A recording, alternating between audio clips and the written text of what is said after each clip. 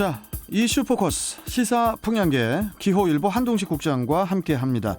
자, 한 국장님 안녕하세요. 네, 안녕하세요. 예. 자, 내년 치러질 인천시 교육감 선거를 앞두고 보수 성향 후보들의 단일화가 급진전될 것으로 보인다고 하는데요. 최근 단일화 방식에 합의를 했다고 하죠. 이 소식을 좀 자세하게 전해주시죠. 네, 그렇습니다. 내년 교육감 선거에 출마 의사를 밝힌 보수 성향 후보들은 지난 수개월 동안 이 단일화 방식을 놓고 다양한 논의를 해왔는데요. 예. 어제 단일화 경선 방식에 합의했다고 합니다. 유정복 전 인천시장과 김민기 인천 언론인클럽 고문 등 지역 인사 21명으로 꾸려진 이 단일화 추진단이요. 어제 회의를 열고 이 여론조사 50%와 선거인단 투표 50%를 합산하는 단일화 경선 방식에 합의했습니다.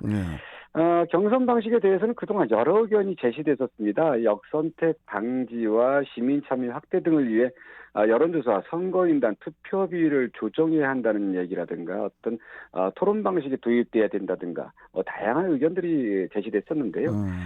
추진되는 이런 다양한 의견들 중에서 이 네 가지 안을 놓고 투표한 것으로 알려지고 있는데 투표 결과는요. 21명 중 17명이 당초 추진단이 제시한 대로 여론조사와 선거인단 투표 비율을 50대 50으로 하는 방안에 찬성했습니다. 그렇군요. 네.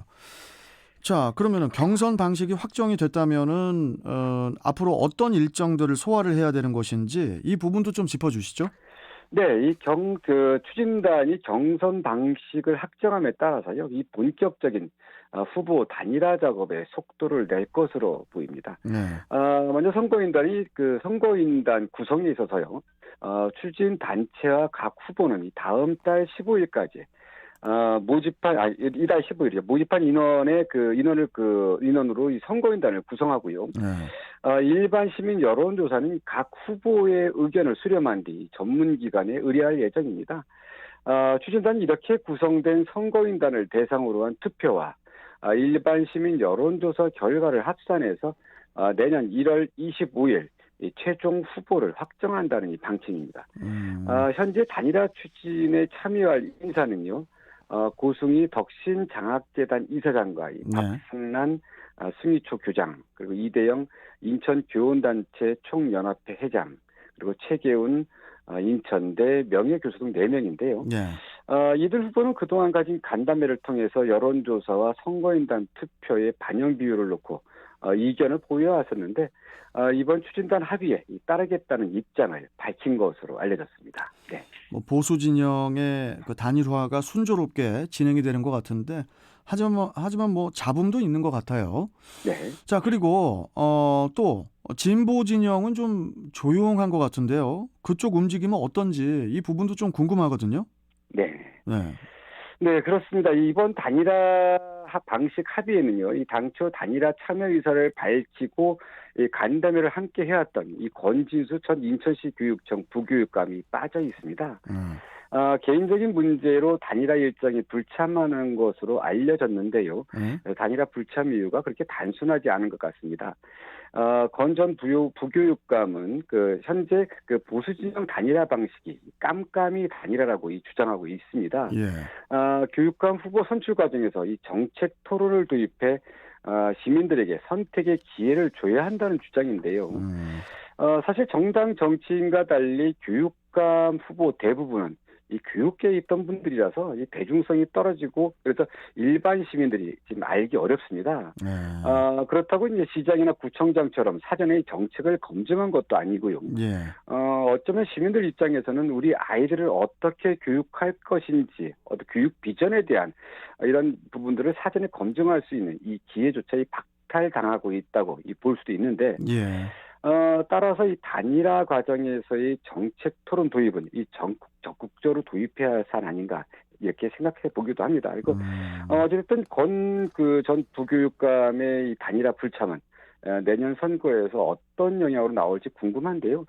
이미 지난 선거에서 이 단일 후보를 내세운 진보 진영과 달리 이 보수 진영은 이 단일화에 실패하면서 도성훈 교육감에게 패배한 바 있습니다. 네.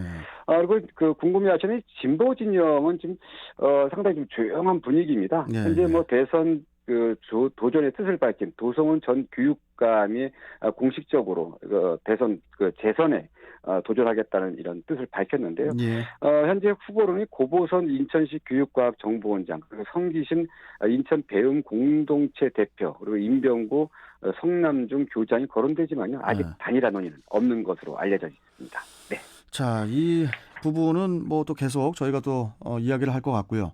네. 자, 그리고 다음 소식을 좀 보겠습니다. 얼마 전에 그 수도권 매립지 관리공사가 소각장 등 폐기물 처리 시설 설치를 반대하는 주민이 있는 지자체의 쓰레기는 반입하지 않겠다. 이렇게 이제 밝혀서 논란이 됐지 않습니까? 네. 그런데 변화된 상황이 있다면서요. 어떻습니까? 네, 그렇습니다. 이 공사는 지난달 29일 수도권 3개 시도 관계자 등이 참여한 가운데 운영위원회를 열었는데요.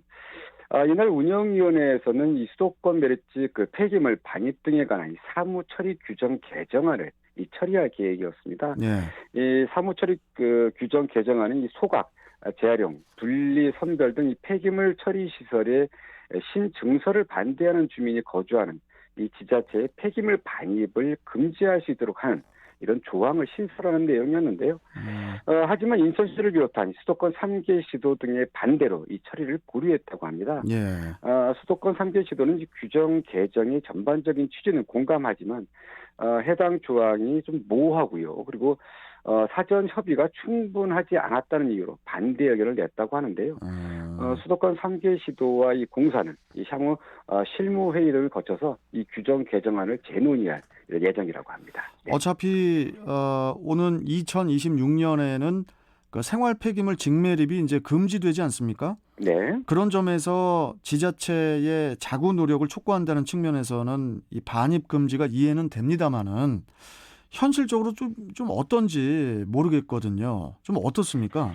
그렇습니다. 말씀하신 대로 2026년부터는 이 생활 폐기물의 직매립이 전면 금지돼서 각 지자체는 폐기물 처리 시설 확충에 적극 나서야 하는데요.